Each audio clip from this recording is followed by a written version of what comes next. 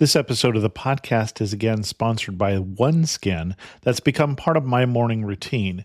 I'm trying to look a little less like an old leathery couch.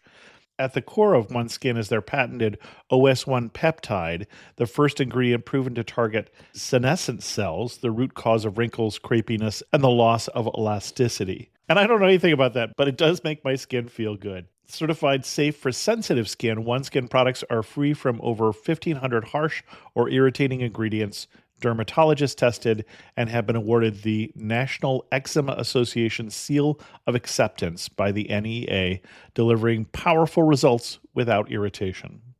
Born from over 10 years of longevity research, OneSkin's OS1 peptide is proven to target the cells that cause the visible signs of aging, helping you unlock your healthiest skin now and as you age.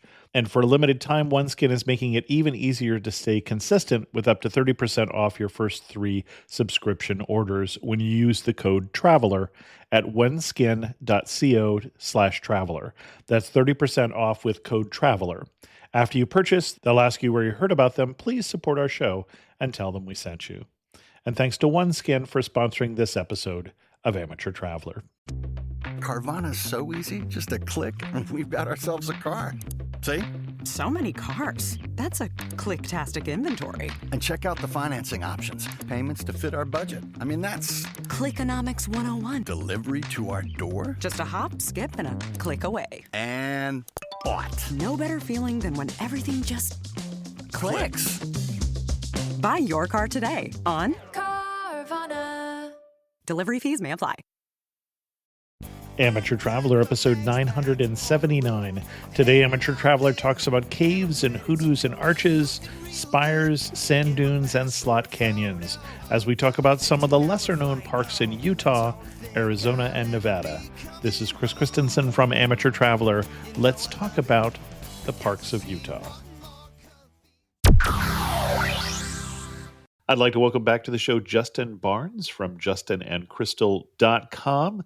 Justin is a perennial guest on the show. We think this is his 8th time on the show, and he's come to talk to us about some parks in Utah. Justin, welcome back to the show. Thank you. It's great to be back. And you are not in Utah right now. I think you're in Tenerife, which we have talked about previously on the show. Yes, but last month, my wife and our family traveled to Utah, Arizona, and just a titch in Nevada. And when I got back, I realized that in addition to all the photos we had from the national parks, which obviously are well covered, including, I think it was episode 503, I actually had more photos of the places outside the national parks and the Monument Valley than I did inside the national parks and Monument Valley. And I thought, that might be something worthwhile to discuss on the podcast. Excellent. Yeah, so this is a great companion episode to that episode. So if you want to hear about parks like Bryce and Zion and North Rim of the Grand Canyon, and that's the episode to go to. But what are we going to talk about today? We're going to talk about a bunch of smaller places. Many of them are on the way between some of these parks or just outside of these parks. Think of this more as like a bunch of tapas rather than large entrees. Little small areas that might only take an hour or two to see, but you add them all up and it's a lot to do and a lot to see. Excellent. What itinerary are you going to recommend for us? So a road trip starting in probably Grand Junction or Moab. You could either do it in a loop or starting in Moab and ending in Las Vegas, which is what we did. And when I get to the last day of the itinerary, I'll give the listeners a choose your own adventure. You can loop back to where you started, or you can go the one way towards Las Vegas. Excellent. Let's get started. Okay, this starts in Moab, which is about halfway down the eastern side of Utah. And you can either fly in there. There's not a ton of flights, but there is a small airport there. You can fly into Grand Junction in western Colorado, just across the border, and come into Moab from there. Or we took the train. I think there are 2 different trains that go between Denver, Colorado, and Moab. But however you choose to get there in the first place, this starts in Moab. So you took the Rocky Mountaineer then, the new train that goes between Denver and Moab? Oh, okay. Yeah, that one I think is 2 days, 1 night, but there's also the California Zephyr, which I think is just a straight shot in one day. Been on the California Zephyr, although it was when I was, I think, 5. So it's been a little while. In a minute. Okay. I don't know what time of day you would get to Moab, so I'm going to call this the day zero of the trip. And the one thing I would recommend after you get there is around sunset to drive just north of Moab to Dead Horse Point State Park, which is on the way to Canyonlands. In fact, you're almost at the entrance to Canyonlands National Park when there's a turnoff to go to Dead Horse Point State Park. And the view there is somewhat similar to Canyonlands. It's looking mostly to the south with Giant Canyon in front of you. There's a gooseneck in the Colorado River. And one thing that we had not realized till we were there, and I forget who told us, is the end scene of the movie Thelma and Louise from 30 years ago that theoretically was at the Grand Canyon was actually filmed at Dead Horse Point State Park. So that was interesting to find out that little bit of trivia, but it's an amazing spot for sunset. There's not too many people, maybe a couple dozen here and there, but they're all spread out because there's cliffs everywhere, rivers below you, valleys below you. The La Salle Mountains are out to your east and the sun is setting to your west. And it's really one of the easiest/best sunsets you can see. I could see why this could double for Grand Canyon here too.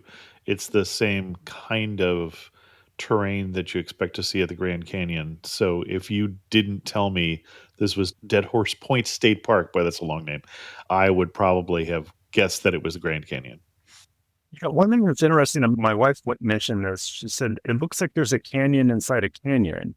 And yeah, I never thought of it that way, but there is. I can only assume that when an upper layer was a little bit more soft than the lower layer, and the softer upper layer is getting worn down to one level, and then the harder rock beneath has been worn down less. And so there's a canyon within a canyon as you look from the overlook there at Dead Horse Point. And that actually does remind me of Grand Canyon because you get some of the lower levels there, and I don't know how this geology compares, are quite old rock, including Vishnu schist, which is volcanic rock. And so if you look, quite often the top part of the canyon has almost a 45-degree angle slice as it is eroded, and then you get down to the lower level there, it's some places vertical cliffs, and this has a similar kind of look. Yeah. I should mention I'm not a geologist. There's a lot of interesting and fascinating geology in all the areas I'm going to mention. I just love saying Vishnu schist, but so yeah, I would stay in Moab that night, and then the next morning I was just starting at Rona Arch, which is not in Canyonlands. It's not in Arches National Park, both of which are right by Moab, in case you're not familiar for the listener. But Rona Arch is actually just north of town. You get there off of Potash Road, which is a road that parallels the Colorado River. It would be basically below Dead Horse Point. And you drive along that road for maybe 15, 20 minutes, and then there's a hike to a giant arch. It's almost as big, if not bigger, than the majority of the arches in Arches National Park. It's a fairly easy hike, with the exception of one spot where you have to use some things to walk uphill for maybe 45 seconds to a minute to ascend one little part. But aside from that, it's fairly flat. And like I said, there's a giant arch at the end. There's a cliff, and then there's a flat part. So it's almost be like a right triangle, but if the hypotenuse was arced, that's how I would describe the shape. And that's pretty interesting. It's good lighting first thing in the morning. There's another arch right there as well that I'm blanking on the name of. I'm seeing Pinto Arch and Bowtie Arch. Bowtie. Yeah, Bowtie is more like a skylight than an arch, but yeah, it's pretty interesting too. And it's right next to Rona Arch. You see them both at the same time. So you can be done with that by 9, 10 in the morning. Then I would suggest a brunch or early lunch in Moab, and then head out of town to the south. And then you'll head out of town for maybe half an hour or so. And then long after you think you've left all of the Moab or national parks behind, there'll be a turnoff heading to the west, saying a Needles Overlook. And this actually is not national park land. I think it's Bureau of Land Management land. You get there taking a 20-mile dead-end road to the end. And when you get to the end there, you feel like you were like in the most remote spot in the world. There's no sound there. There's hardly any vehicles. I think on our 20-mile drive, we saw 3 vehicles, 2 of which were broken down. And you just feel like you're the only person on the planet when you're there. And what you're doing is you're overlooking the southern part of Canyonlands National Park, which is called the Needles District, which is why this is called the Needles Overlook. Got it. But it's a somewhat similar view to what you would see at Dead Horse Point State Park or Canyonlands National Park, but you're looking at it from, what would this be? The east rim instead of the south rim. In fact, you can see backwards Canyonlands as the crow flies. It's maybe only 15 or 20 miles, but driving a car might take a couple hours to get from point A to point B. And it really is a fascinating overlook that you can hang out for a while before you continue on. From there, I would continue on to the south towards Monument Valley, which is right at the Utah-Arizona border. But just before you get there, you turn off of Highway 163, and there's a 17-mile drive called Valley of the Gods, which is like a mini Monument Valley with a lot of those reddish, brownish buttes and mesas and pyramidal rock formation in this spot. There's no entry fee. Again, I think it's government land. It's free to drive on there. You'll see a lot of people just camping there somewhat semi-permanently, but there's not a ton of people. And so you can get out of the car and walk, or just wherever there's a good view, you can just pull your car over, get out of the car, take some photos, and get back in. I should say for this, we've done this twice now, once in a regular car, once in a 4x4. Obviously, it's easier in a 4x4, but you don't need a 4x4. But this is not a paved road, but it's a pretty flat, unpaved road. A lot of dust. I'll warn you on the dust. Maybe don't drive with the windows down. And you went what time of year? Let's see. We've been there 3 times now, twice in the fall and once in the spring. And I should have mentioned this in the beginning because I think you usually ask this question. I neglected to answer it. Definitely recommend the spring or fall for this. They each have their advantages. The spring, you're going to have snow on some of the mountains, like the La Salle Mountains near Moab, the Henry Mountains that are in the middle of everywhere that this road trip is going. But you do have the risk that you might actually get snowed on, which obviously wouldn't be great for driving around. Fall is nice because in some of the places you'll see the leaves turning, which we saw on this most recent trip, but you're not going to have any of the snow on the mountains. And then I know this isn't touching on the national parks, but I do know as a practical matter, a lot of people are going to be combining the areas in this podcast with some of the national parks. And if you want to go to the north rim of the Grand Canyon, that was open, I think, only May 15th to October 15th. So that one you would have to do in the fall. You couldn't do it in the spring. Well, and that's because the North Rim is higher than the South Rim and gets more snow. And Bryce also is at elevation. Similarly, I've been in 10 inches of snow in April at Bryce, and it can easily get snow that time of year also. Yeah, we actually saw some snow this trip on the La Salle Mountains, but it had come down and then it was gone 24 hours later. So we were getting just before the fall season really kicked into bloom, or kicked into whatever it kicks into. So after Valley of the Gods, in that same area is Gooseneck State Park. So on Valley of the Gods, you can drive in and drive back, but I think most commonly people drive across. It goes between 2 highways, Highway 163 and Highway 261. So you come in on Highway 163, you exit the west side on 261, and you head down 261 just a couple minutes, and you'll get to Gooseneck State Park, which is just before the junction with Highway 163. And there's a viewpoint there, a double gooseneck in the San Juan River. It's somewhat similar to the view at Dead Horse Point, but 2 goosenecks instead of 1. It's not a whole lot of extra effort. We would have done it on this last trip, but we wanted to make it to Monument Valley in time for sunset. So we skipped this, but it looked great. And the next time we're out there, we need to make sure to do that. This reminds me of Horseshoe Point on the Colorado right by Page, Arizona, which is become a very popular spot with lots and lots of people there. I'm guessing if I'm at Gooseneck State Park, I don't have quite the crowds. I'm guessing not, given the amount of people we saw at Valley of the Gods and then the number of people we saw at Mexican Pat, which is the next place I'm going to mention. I think we saw hundreds of people at both of Tens of those people. Okay. places. So I'm thinking Goosenecks is not going to be too crowded. So yeah, speaking of that, the next spot was Mexican Hat, which like Monument Valley, like Valley of the Gods, is a rock formation. But in this case, it's just a single rock formation in the town of Mexican Hat, which is just north of Monument Valley. Right there at the junction of Highway 163 and 261, there's a mountain that has got, because of erosion and different colored rocks, it looks like Charlie Brown's t-shirt with a bunch of M's or W's with a reddish zigzags in the brown mountain. And right next to it is a rock formation called Mexican Pratt. And the reason it's called that, I think, is it looks like a mariachi performer wearing a big hat when you see it from the highway. Mm-hmm.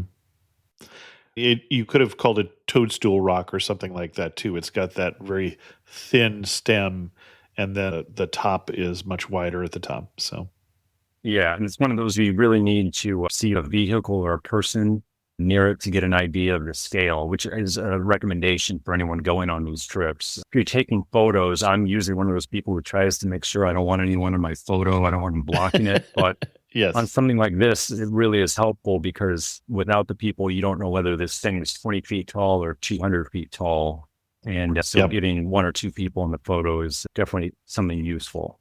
So then I would stay overnight in the Mexican Hat area or a little further south, right by Monument Valley, either at the View Hotel or Goulding's, which are right at the border there.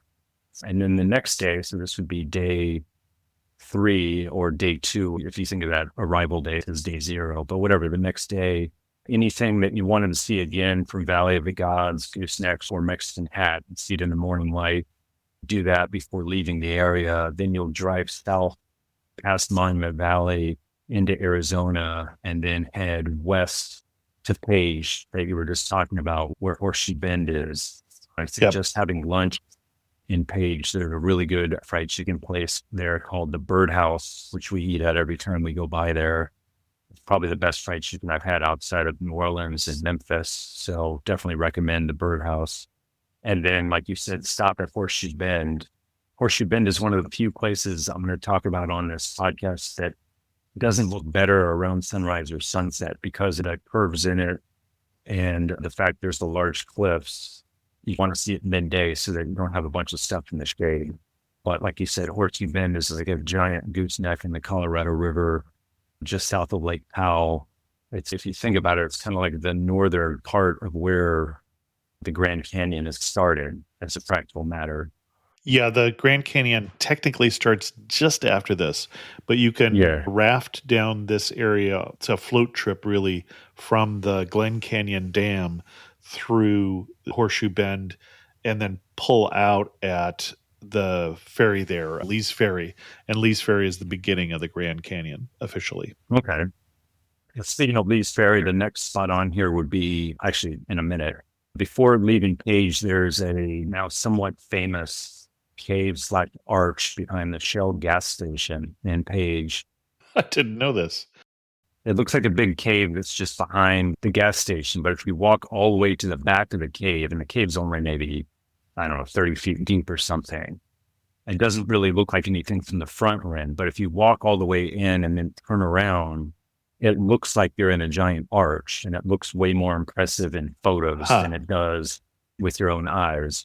But yeah, it's about as easy an arch as you're going to get to. It's like a 2-minute walk from gas station parking lot. But then, heading from there. Before we leave Page, were you going to mention Antelope Canyon?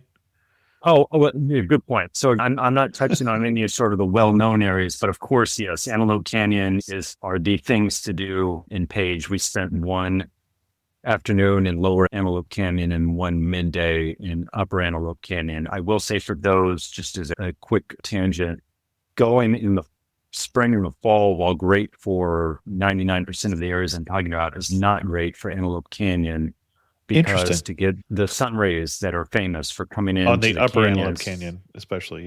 Okay. You really want to be there as close to June 21st as possible when the sun is most northern, because when the sun's further to the south, the canyon's so narrow that the sunlight can't get in. The angle's not right.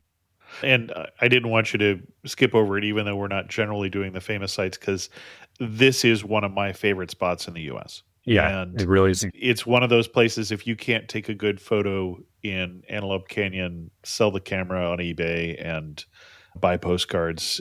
And I found that last time I was there, I was expecting that my family, after they've heard me describe it this way, would be underwhelmed for whatever reason. And I saw when we got there, it was much more touristy, Lower Antelope Canyon, than when I was first there. When I was first there, it was a card table with two chairs with the family who runs it sitting outside. And I went in by myself with a guide. And now it's a big operation. Lower Antelope Canyon, I think, is bigger than Upper Antelope Canyon, which is the reverse of when I was first there. And they were not at all disappointed. They had exactly the same wonderful experience, and the guides knew exactly how to take your phone, put it into this settings, take your shot right here, and just an incredible spot that I highly recommend. Yeah, that's the same experience we had. The guides are really helpful. If you are not at all efficient with your camera taking photos, they'll help you. They know all the filters and all the settings. They do this all day, every day, and they're really good with that. When your friends are making travel plans, are you the one they call? Do you live for planning the perfect trip, the thrill of comparing hotels, scoring that impossible reservation, piecing it all together to an unforgettable itinerary? You already think like a travel advisor, so why not just be one? Imagine if your love for planning vacations could actually become a source of income. With Fora, you get the training, tools, and insider access to turn your passion into real earnings as a travel advisor, so you can build a thriving part-time business on your terms, all alongside your job, family responsibilities, or other passions. Fora is a modern travel agency built for people who love to plan travel and help others travel well. Their tech platform, training, and community give you everything you need to turn a passion for travel planning into a flexible, meaningful source of income. Become a Fora travel advisor at foratravel.com/traveler. That's FORA travel.com/traveler. And make sure you tell them we sent you. foratravel.com/traveler. And thanks to Fora for sponsoring this episode of Amateur Traveler. This episode is sponsored by Rocket Money. Rocket Money is a personal finance app that helps you find and cancel your unwanted subscriptions, monitors your spending, and helps you lower your bills so you can grow your savings. I'm not sure if you know, but before I retired, I was a director of engineering for a large bank/credit card company working on financial planning tools. And so I needed to know what was available. And Rocket Money was one of those tools that was doing things we weren't. With Rocket Money, you connect it to your bank accounts and it monitors your transactions. It looks for things that you were spending that are subscriptions. Have you ever had where you're paying for a streaming service and it's been a year since you've watched it? I hate that. And this is a tool that helps you fix that. Not only that, but when you discover that you're subscribed to something, you can often fix it in the Rocket Money app with just a few clicks. You don't have to pick up the phone and you don't have to call them. It also automatically categorizes your expenses, helps you keep track of them, and other cool stuff. Let Rocket Money help you reach your financial goals faster. Join rocketmoney.com/traveler. That's rocketmoney.com/traveler. rocketmoney.com/traveler. And thanks to Rocket Money for sponsoring this episode of Amateur Traveler. Yes. So now heading south out of Page, you can head west from Page two ways. Highway 89 goes through Utah, and it is a shorter way to get to Kanab, but we are going to head south on Highway 89A, which is in Arizona, and we'll cross over the Navajo Bridge, which crosses Colorado River right around the Lee's Ferry area that you were mentioning maybe 5-10 minutes ago. And right there on the eastern side of the bridge, you can get out and walk across a pedestrian bridge, which is there, take a bunch of photos, look down over the river. There's some people there selling crafts, jewelries, etc. And then you can get back in your car and cross over to the west side of the river, and you'll be in Lee's Ferry. And then maybe 5 or 10 minutes later, there's an area called Cliff Dwellers where we had breakfast and had some really tasty biscuits and gravy. So if you're heading out, leaving Page early in the morning to head west, I do recommend going to Cliff Dwellers. It was one of the better meals we had on the road trip. So then you'll be heading west on Highway 89 on a flat, valley is not the right word, but a plateau at the base of the Vermilion Cliffs, which are these reddish orange mountains that are everywhere around the Grand Canyon and Page area. And just before the ascent that winds up the mountains towards Jacob Lake and the north rim of the Grand Canyon, there's a turnoff to the north called House Rock Road. And there's an area there called White Pocket that we had never heard about. And actually, the only reason we even went was because we were slated to go to the North Rim, but there was the fire a couple months ago. And so the Grand Canyon Lodge burned down, the park was closed on the North Rim. And so we needed to make it plan B, and we ended up heading to White Pocket. Now, we went with a tour operator called Dreamland Safaris. There's also another tour operator called Rome that both do tours to White Pocket. And for the vast majority of people, I would recommend using a tour operator. But if you have a 4x4 and you're experienced using it, you can drive yourself to White Pocket. Otherwise, what I would recommend is, to the extent you can arrange it with one of these tour operators, they usually leave from Kanab in Utah to the west. But all of these tour operators will come in on this road, House Rock Road, and they'll all stop at a condor viewing site where they've released a bunch of California condors in the cliffs above. And that is where the road stops being pavement and starts becoming rock and sand. And they all stop there to deflate their tires, so it's easier to get around on the sand. Okay. Yeah. And I can easily imagine the scenario, especially if you're booking a private trip, where you can just meet your tour operator there rather than meet in Page or Nav or somewhere else. And then from this condor viewing site, like I said, the road gets very sandy. And then maybe after an hour or so of driving through the sand, you get to White Pocket. This area is in the same general vicinity as the Wave, which you may have heard of, which is one of those areas where you have all these undulations with psychedelic looking colors and shapes of the rocks.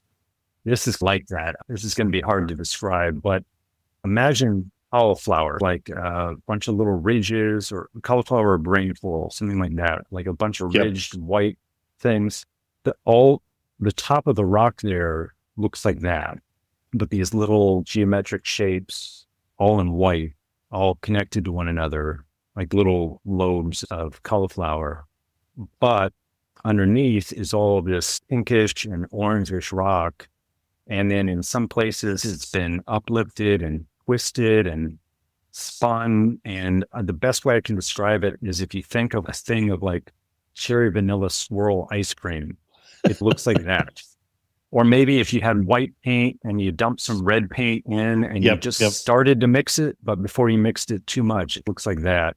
The area is not very big, maybe just 1 mile by 1 mile.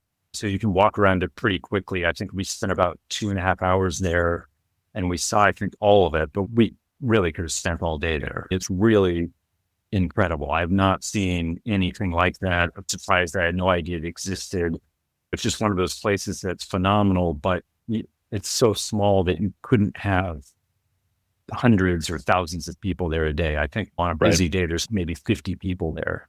So hopefully I'm not going to make it too popular for too many people. Because right now it's different from the Wave in that you don't need a permit to go there. You can just go there on any given day, which is why we chose to go there versus trying to get a permit at the Wave. And then in the background, when you're looking at all these cool colors and shapes of the rock, you can see the grand staircase to the northwest. And this is the area where I think there's 5 steps: chocolate cliffs, vermilion cliffs, white cliffs, gray cliffs, and pink cliffs, with the pink cliffs being the highest. And that's where Bryce is. Bryce is in those pink cliffs at the highest elevations in the grand staircase.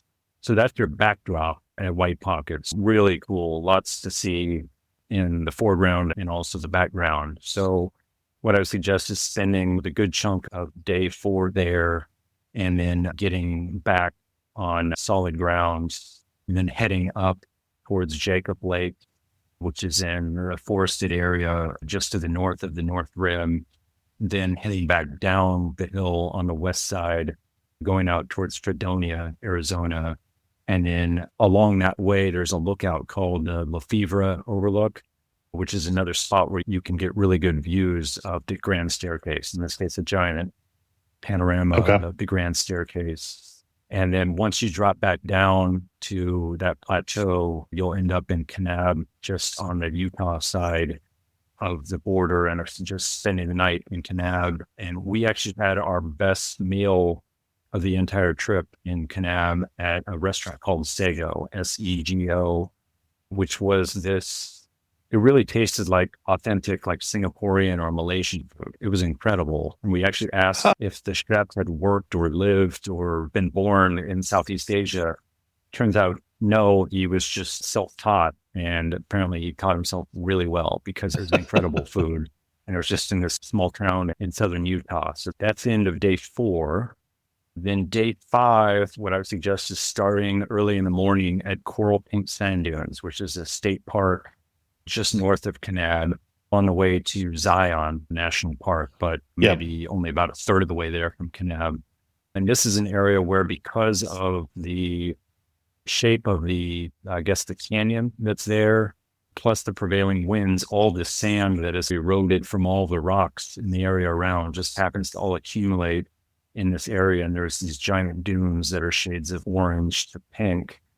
And one of the things you can do there is you can do these UTV tours. We did it with Rome, which, like I said, is one of the tour operators that also goes to White Pocket. But they do tours in the state park where there's maybe 5 or 6 different UTVs that all go out at the same time in a procession with a guide, and you drive around the dunes. I think we stopped and walked through one slot canyon, saw a rattlesnake there. That was cool, only because it was off the trail. So that was the best part about it. You can also go sandboarding, where they have boards for you, and you just sit on the top of the dune. You sit on the boards, and then you just go down the dune on your backside, and then use your hands to rake. Some of the people, the younger people who knew what they were doing, would ride it like a snowboard. And obviously, if you're falling, you're just falling in the sand. But yeah, we weren't doing that. Yeah, and this tour was maybe 2.5 hours, and it was a lot of fun. So we enjoyed that. So you could do that in the morning. And then in the afternoon, there's a newish museum. I think it's been open maybe 5 years or less, called the Once Upon a Time in America Museum. Now, this is one that we hadn't intended to even be in this area. We thought we were going to be in the North Rim of the Grand Canyon, and we were somewhat bummed out we couldn't go, and we were trying to make our plan B. So I read reviews of this museum, and they sounded great, but I was a little dubious just because of the area not being that large. I was just thinking, how great is this museum going to be? But then within 2 minutes of walking in, we had seen 3 original drawings from Walt Disney, and a signed baseball from the original inductees to the Hall of Fame, and one of Abraham Lincoln's hats. And we're like, okay, I guess this is like a legit museum. And I think it was some guy who, his family had made a lot of money out in the Bay Area, and a couple of years ago they moved out to Utah, and they just put all their stuff into this museum. There's signed movie posters from basically any movie you can think of. So Star Wars, Goodfellas, etc. Signed movie posters by all the actors, directors in those movies. There's tons of classic cars, especially muscle cars. There's one of the DeLoreans that was used in Back to the Future. This museum, for being out in the middle of nowhere, is really incredible. And it's definitely worth a couple hours at that museum. And it's just on the eastern edge of Kanab there in Utah. Maybe that same day, if you have time and you have the energy, you can head a little north of Kanab again and go to the Sand Caves, which are also called the Moki Caves. These are man-made caves from a while ago where they were still doing sand mining. And so this is the remnants that are left. You can walk through basically these caves that have been dug into the side of a hill. So that's pretty cool. It's just off the highway. And then there's a slot canyon called Peekaboo, where there's a hike. It's only about 45 minutes with a lot of twists and turns, high walls on both sides. The only caveat with that is that the drive to get to Peekaboo Canyon is on the wash through sand. So again, you probably want a 4x4 for that. But once you get there, the hike is pretty simple and straightforward. And then I would suggest spending a second night in Kanab, which is a nice little town. You can walk around to a lot of the restaurants and shops that are right there. You can walk all the way through town, maybe in 20 or 30 minutes. Then the next day, you're going to be heading northeast on Highway 12, and you'll pass Bryce Canyon on the way. I would suggest maybe stopping for pie, getting pie for breakfast at Bryce Canyon Pines restaurant. There's a lot of places around that have pie, and we stopped there. I think most all of them. Okay, I'm definitely traveling with you sometime in the future. I figure you're walking it all off. So part of it. So you'll pass right by Bryce Canyon. You'll see some of the orange and pinkish hills that are there. And then once you're now east of Bryce Canyon, you're heading northeast towards the Capitol Reef area. And there's an area called Hole in the Rock Road that now goes back to the southeast on the other side of the Grand Staircase Escalante area that you were looking at kind of 2 days prior. Now you're on the northwest side instead of the southeast side. Okay. And there's a lot of hikes and waterfalls and things that are around on that area. Obviously, the waterfalls are going to be better during the springtime than fall. They're mostly dry, if not entirely dry. We went to an area that we had seen on YouTube called Devil's Garden Outstanding Natural Area. So this is government land again, but it's down this hole in the rock road for maybe 25 to 30 minutes. And again, this is an unpaved road, but you could do it in a regular car. We were in a 4x4, but you could do it in a car. You might need to go a little slower in a regular car. The road was washboarded, but there was no ruts or anything like that. So you just go slow and steady in a regular car. And this area would be like a kid's playground, but for adults. You have all these big rocks, and there's some arches, and there's some, what else? Hoodoos. Hoodoos. It's really fascinating. The rocks in this area are more smooth. They are or look like granite to me. So they're weathered, but they're smooth. They're not rocky like you would see at Valley of the Gods or Bryce or somewhere like that. So again, I assume there's some sort of erosion that's been going on for a long time, and the harder rock is what remained. But you can go climbing in, around, and over all of these rocks. There's no trail per se. You just go wherever you want to go. We spent maybe 45 minutes there. So again, this is one of those areas where on its own, no one's going to drive all the way out here just for this. But if you're doing a bunch of places like this in 1 day or 2 days, they do add up. And what's really interesting about this, and frankly, all the areas, is it's amazing how you can see all these rocks and all these different spots. And you would think it would start to get a little monotonous or repetitive, but because they have different shapes, they have different contours, they have different colors. We didn't actually see too many places that looked repetitive or derivative of others. So like I said, Hole in the Rock Road, and this was Devil's Garden Outstanding Natural Area. And before you move on, just 2 comments on the geology. One is these are sandstone. And 2 is I mentioned hoodoos. And I think most people know what that is, but in case you don't, it's a tower of rock where everything else around it has eroded away. Yeah, it looks like, what do you call it? Like a bunch of little fingers sticking up or something like that. Yeah, and Bryce Canyon is probably the quintessential spot for looking at hoodoos or badlands up in South Dakota. And then the other thing I wanted to say is that obviously if you were doing a longer trip and you wanted to mix in then the national parks in the area, then right around here or just before here is when you would add in Bryce and Zion, and then just a little bit before here is when you would add in the North Rim of the Grand Canyon when you were planning on going there.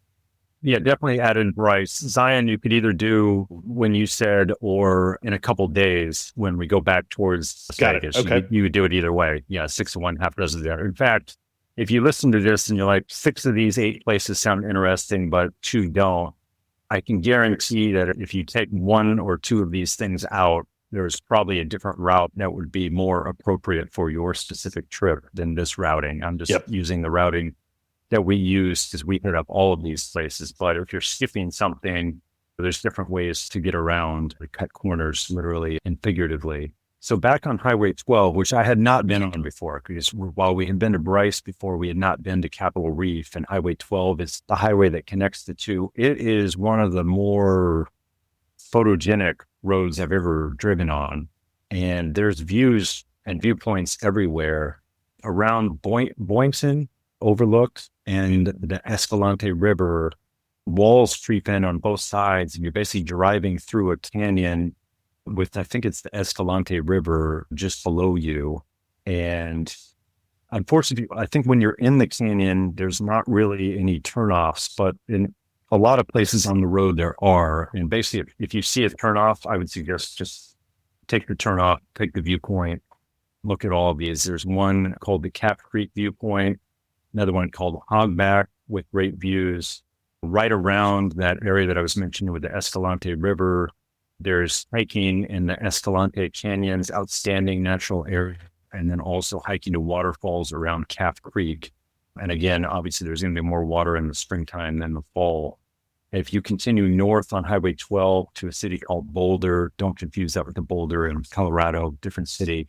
You're way up in the mountains, and there's a pass right near Boulder that I think was about 9,600 feet. So you're way up in the mountains at this point. And in the fall, we were there in, when that had been late September. Most of the trees had already turned yellow by late September up at that elevation. Okay.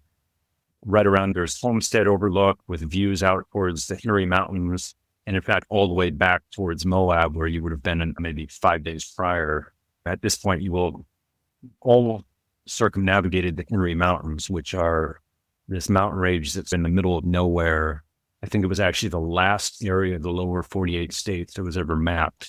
And it's in the middle of all the national parks in Utah. So the Henry Mountains are on your east, and you're heading north towards Capitol Reef. And then just east of Capitol Reef National Park is a small town called Hanksville. And I was just spending the night, this is day 6 again, in Hanksville.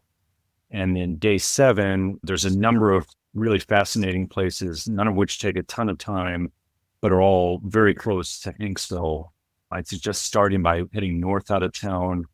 There's a really nice pull out on the road next to a place called Kathleen Rock, Kathline, where there's signs of little, I don't know what to call them.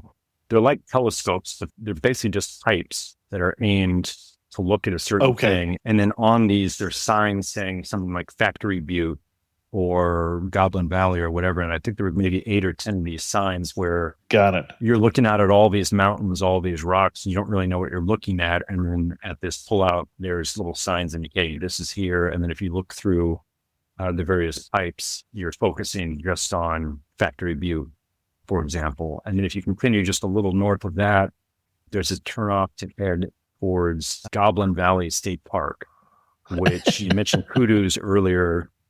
I would describe Goblin Valley State Park as, if they're not exactly hoodoos, they're definitely a lot like hoodoos, but they're not that kind of famous orangish, pinkish color like in Bryce. These are more like a chocolate brown color, and these are a lot shorter. So like a lot of these goblins, you're as tall as the goblins. They're maybe anywhere from 4 feet to, I don't know, 20 feet tall. If you have seen the movie Galaxy Quest, where they go and get the beryllium sphere, this looks like where they filmed it. It's that kind of mushroom rock kind of landscape.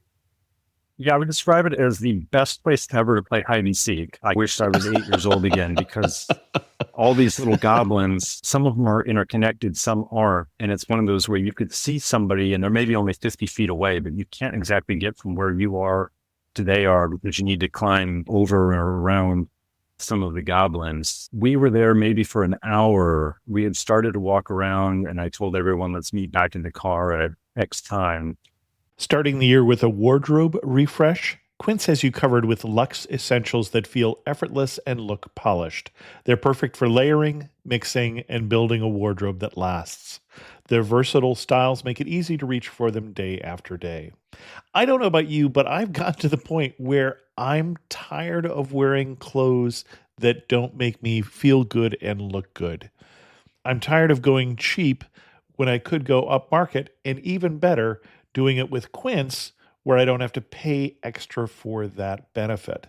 It's sweater weather here in Northern California, and I'm wearing my Mongolian cashmere crewneck sweater today, which is oh so soft. Quince has all the staples covered, from soft Mongolian cashmere sweaters that look like designer pieces without the markup, to 100% silk tops and skirts for easy dressing up, to perfectly cut denim for everyday wear. Their wardrobe essentials are crafted to last season after season, and that is important to me. I'm looking for the clothes that I like to wear that don't break the bank, and Quince is giving me that. Refresh your wardrobe with Quince. Don't wait. Go to quince.com/traveler for free shipping on your order and 365-day returns. Now available in Canada too. That's QUINCE.com/traveler to get free shipping and 365-day returns. Quince.com/traveler. And thanks to Quince for sponsoring this episode of Amateur Traveler. Now that the holidays are over, you might be feeling like you've got a big spending hangover. The drinks, the holiday foods, the gifts, it all adds up. Luckily, Mint Mobile is here to help you cut back on overspending on wireless this January with 50% off unlimited premium wireless. All plans come with high-speed data and unlimited talk and text delivered on the nation's largest 5G network, possibly the network you're paying more for right now. Use your own phone with any Mint Mobile plan and bring your own phone number along with all your existing contacts. If you could get the same coverage, why would you pay more?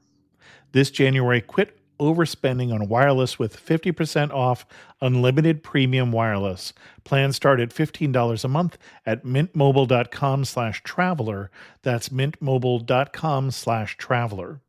Limited time offer. Upfront payment of $45 for 3 months, $90 for 6 months, or $180 for a 12 months plan required.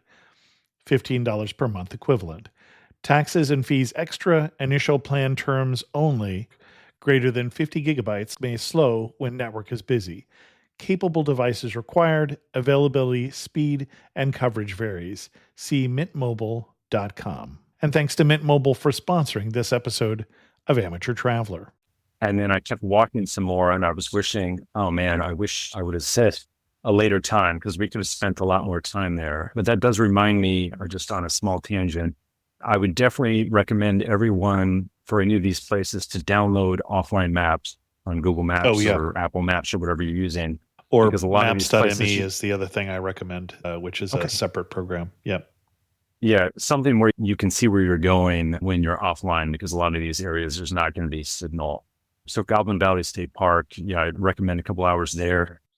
By the way, the beryllium sphere scene in Galaxy Quest was filmed at Goblin Valley State Park in Utah. So not only does it look like it, it really was that place. Okay, cool. So right next to Goblin Valley State Park, there's another slot canyon called Little Wild Horse Slot Canyon, where you can do a loop trail that I want to say is like 3 miles, maybe 3.5 miles, or you can do a 2.5 mile out and back trail where you just start doing the Little Wild Horse Slot Canyon, go for about 1.25 miles, and then come back. We were going to do that, but the morning we were there, all of our phones all screamed at us simultaneously saying there was a flash flood warning. So we decided not to go into the slot canyon during our flash flood warning. So we skipped that, but that did look like a lot of fun. And decision. It's right next to Goblin Valley State Park. So those two places are just north of Hanksville. Then you head back down to Hanksville, then go just west to a road called, and I kid you not, Cow Dung Road, which is a road just off of Highway 24 going north. And the easiest thing to do is to put in your GPS the Mars Research Station. And once you get to the Mars Research Station, you'll realize why whoever it is put a Mars Research Station in this area, because you really look like you're in Mars. And the area here is called the Bentonite Hills. I assume bentonite is some sort of mineral or compound. I don't know. But the area looks like, while everything else has been very ragged and rigid, these bentonite hills are completely rounded. They look like hemispheres, but the hemispheres have stripes of a brick color and bright white, and there's some pink in there. And then the ground itself is a pinkish purplish color. And it just, again, it looks completely unlike anything else you've seen. And the fact that it's in such close proximity to Goblin Valley and Slot Canyons, you're asking yourself, how could all these areas that are so distinct from one another be in such close proximity? Again, if you have a geologist friend, bring him or her with you. That would probably be like a great addition to the trip. And bentonite is weathered volcanic ash. All right. So this area, again, there's no trail per se. Everything we saw said to go about a quarter mile past the research station and just get out of your car and wander around. You can wander in and over all these hills. Just don't go into the area that's marked off for the research station itself. But there's more than enough to explore outside the research station area. And then you get back on Highway 24, go just a little bit to your west. And then there's a spire called, I'll just say it, it's called Long Dong Silver. And you might have seen this on your Instagram feed here and there, or a random TikTok or YouTube video. But what this is, it's just a blackish rock that I assume is just left over from a butte where the rest of the butte fell away, was eroded, etc. But this spire, I think, is about 200 feet tall. I could have the number wrong, but it basically looks like if somebody took a knife, it's like a butter knife, and just put it facing straight up in the middle of the sand, a couple hundred feet. There's no official road to get there. There's no official trail. But on my pictures that the podcast I'll link to, I put the specific GPS coordinates in there. And you can either drive 1 mile off the highway and then hike 1 more mile, or you can park right at the highway and then walk 2 miles. We drove in. There's no official road, but it's completely flat and it's clayish. So especially on a dry day, it would be no problem. On the day we were there, it had rained in the morning. So it was good. We were in a 4x4 because we were kicking up mud over the roof as we were driving in. It's not dangerous at all. It's just wild off-roading. You can't see the spire from the road. You need to walk in because it's around the corner of a butte that from the highway would block the view. But yeah, it's in the middle of this big valley by itself, maybe a couple hundred feet, maybe 500 feet in every direction. There's nothing around, and it's just sticking up on its own. Really incredible. The hike is easy. It's just 1 mile.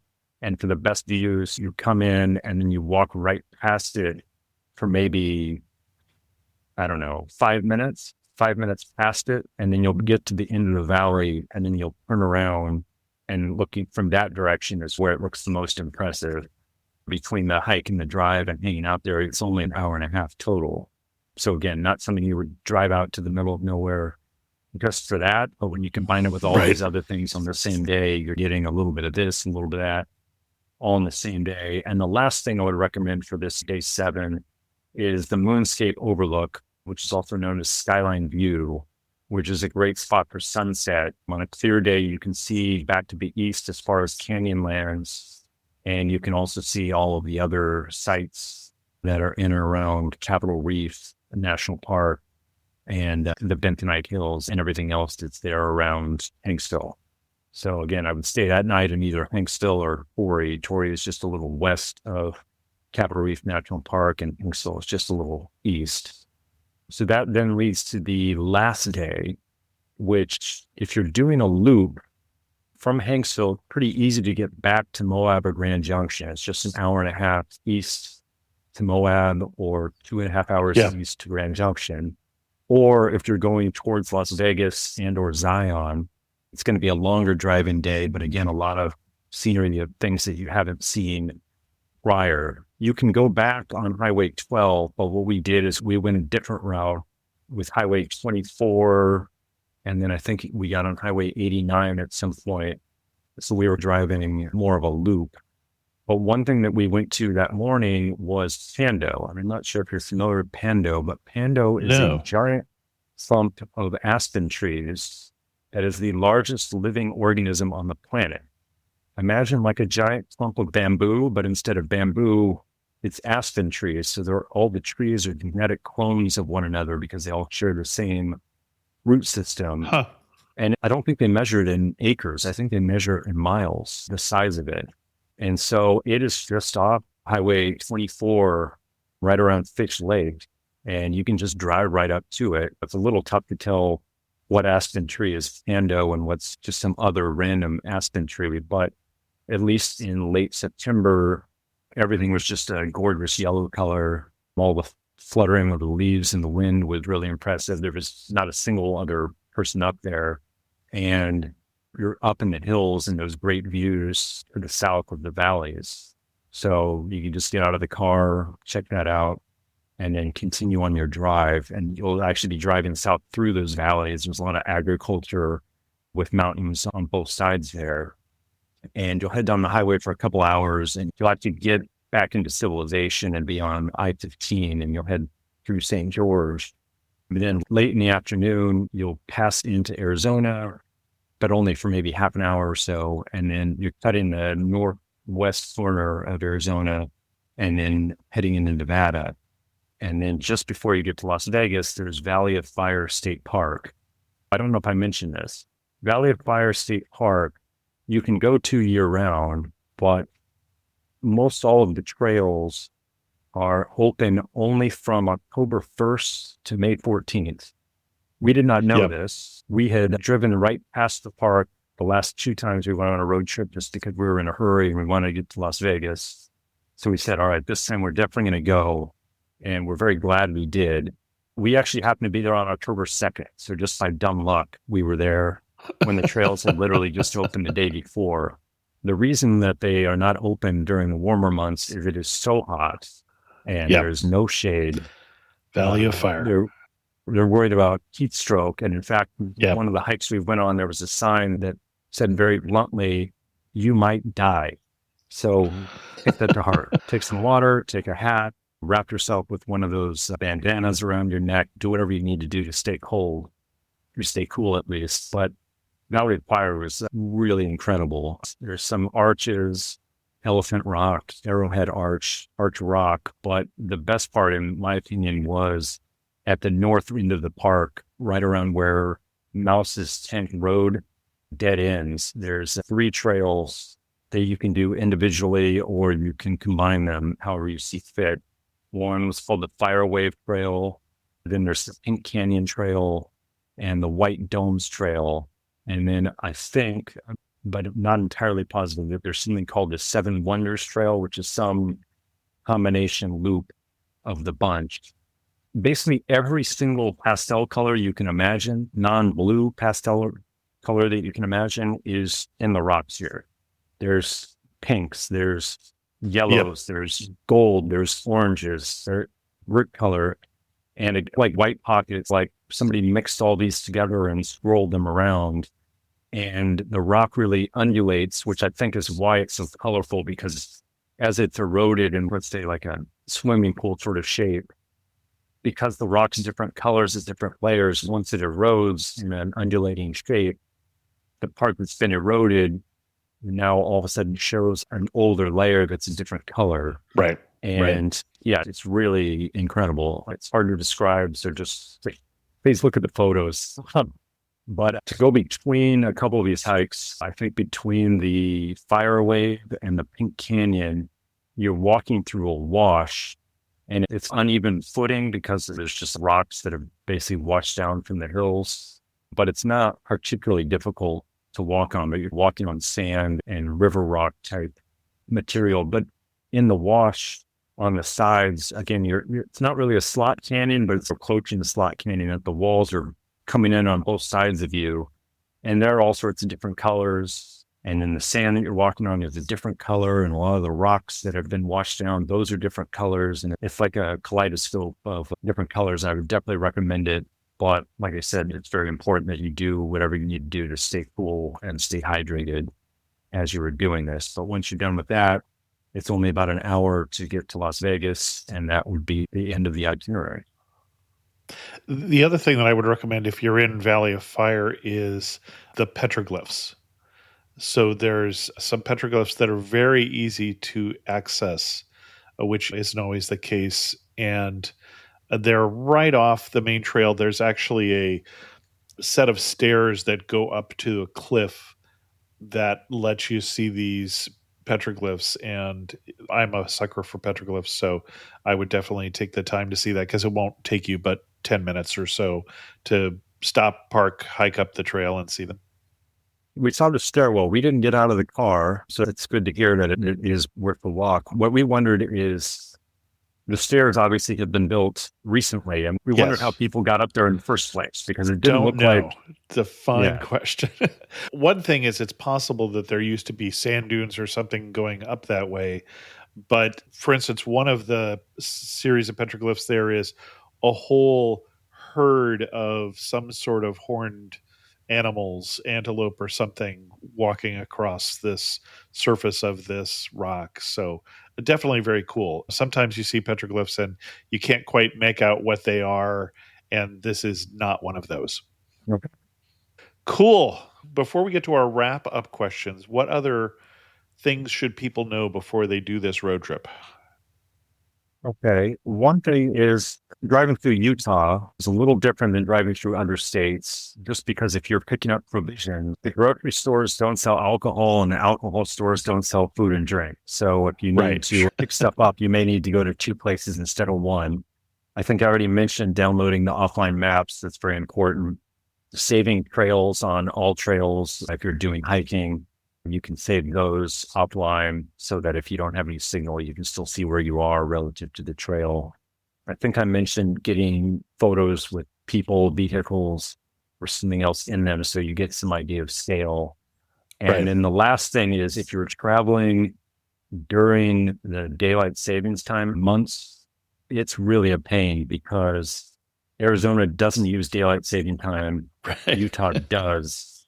And a lot of areas around the border, like Page, Kanab, White Pocket, etc., depending on which cell phone tower your phone is connecting to, your phone is constantly jumping back and forth an hour.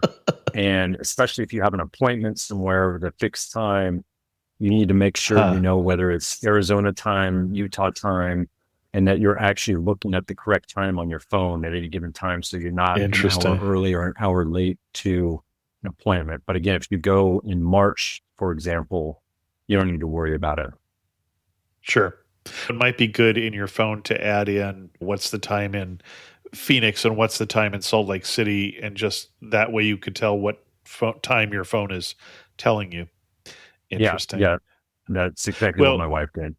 This is also a great trip for loading up your iPhone with lots of podcasts, because there will be time you don't get any radio signals even. You're really out here where the buses don't run, as it were. Yeah, that is a good suggestion. If you're renting a car, which a lot of people might be, try and find one that either has Sirius XM, so you have music to listen to, and or CarPlay, so that you can use your phone to navigate, and then also use your phone for podcast, music, etc. Excellent. You know our wrap-up questions. You're standing in the prettiest spot, and I am interested to see what you're going to decide in this whole road trip, because that's going to be a challenge. Yeah, I went back and forth on this a while, and I narrowed it down to two, and just by a smidge, I picked White Pocket over Valley of Fire State Park. Interesting. Okay. And I appreciate the effort that you went to try and describe what we were seeing at White Pocket. So excellent. One thing that makes you laugh and say only on a road trip through the parks of the American Southwest. I would say constantly having to check to see if you're looking at the correct time on your phone anywhere close to the Utah and Arizona border. There would be times where there's four of us on the trip. At any given time, we never had the same time. One or two of us would always have a different time than the other people. Excellent. And if you had to summarize it in just 3 words, what 3 words would you pick? I would go with colorful, remote, and overlook in two senses. One, a lot of these places, there's gorgeous overlooks. And then in the other sense, a lot of these areas are overlooked and probably would be fascinating to a lot of people who, for all they know, have driven right past a ton of these spots and never knew they existed. Excellent. Yeah, and again, the two podcasts that I would actually recommend that would be great companion podcasts, one is the Utah Parks that we mentioned, and the other one is the Northern Arizona episode that we did that would include more of some of the Hopi Reservation, the Navajo land, and some of the other parks and such that are up that direction as well. Excellent. Another wonderful episode that makes me now want to head back to Utah and Arizona. Justin, thanks so much for coming back on the show. And again, our guest is Justin Barnes from justinandcrystal.com. And if you look at justinandcrystal.com, you'll see a lot of the wonderful photos that Justin has taken of this trip as well as many other trips around the world. Thanks. It's been great to be back, and I hope everyone enjoys their trips. What if I told you that most of the modern day self-help advice you've been hearing could actually make you worse? The key to a better life isn't about feel-good gimmicks that sound catchy. The Mentally Stronger podcast gives you access to a licensed therapist who shares science-backed tools that will actually change your life. Hi, I'm Amy Morin, psychotherapist, mental strength trainer, and international best-selling author. In each episode, we cover research-backed strategies, like how to stop relying on willpower and start creating habits for lasting change, and the 5 mental strength building exercises you can do from your couch. I also speak to world-class experts like Dr. Nicole Kane, who shares how to permanently heal anxiety by addressing the root cause. With over 200 episodes in our catalog, this podcast is for you if you're ready to crush self-doubt, conquer challenges, and become stronger than ever with therapist-approved strategies that can change your life. Listen to Mentally Stronger with therapist Amy Morin wherever you get your podcasts. A special thanks to the patrons of the show who help support Amateur Traveler financially, and a double thanks to Jason, who is both the guest of this week's show and a patron of the show. Oh, and a special thanks to Peggy Sanford, who became the latest patron of the show. Thanks, Peggy, and welcome. If you're interested in learning more about becoming a patron, go to patreon.com/amateurtraveler. I'm still looking for 2 more people to come with me to Uzbekistan and Turkmenistan. I think it's going to be a great trip. I honestly don't know why more people haven't signed up. You can learn more information by dropping me an email at chris2x@gmail.com or go to amateurtraveler.com/trips. I got an email from Malsri, who did not like my tone of the episode about Delhi. Chris, I thought you were too dismissive and critical of Delhi this entire episode. You did not have one good thing to say about Delhi. You constantly complained of the pollution, the traffic, the car horns, the crowds, and the scammers. The guest for the episode was graciously trying to steer the conversation, highlighting the positive aspects of Delhi, but seemed like you were constantly trying to push the narrative of the negatives on him and coaxing him only into focus on those aspects. Yes, Delhi has its issues, but so do many cities on this planet, and there is a reason that it is considered a cultural and architectural marvel. I would suggest if you need to bash a city on the show, please do not feature it in an episode. And he's right. I did, in fact, talk about the pollution, the traffic, the car horns, the crowds, and the scammers on this episode, but I also said, and I quote, "Despite me starting with a negative comment on Delhi, I thoroughly enjoyed it, and I'll put a link, for instance, to some of the historic places that I went in Delhi." And that's from the transcript of the show. As I see my job as a travel journalist, I want to tell you places to go. I think you should go to Delhi, which is why we did a show on it. If I didn't think you should go, we wouldn't do a show. But when you go, I want you to be prepared. And Delhi does have all those negative things we talked about to some extent, not as much as other cities, and to some extent more. We will continue to talk about the flaws of places we talk about. I'd rather get a letter like this than a letter that says, "Why didn't you tell me?" And with that, we're going to end this episode of Amateur Traveler. If you have any questions or comments, feel free to send an email to chris2x@gmail.com, or better yet, leave a comment on this episode at amateurtraveler.com. And as always, thanks so much for listening.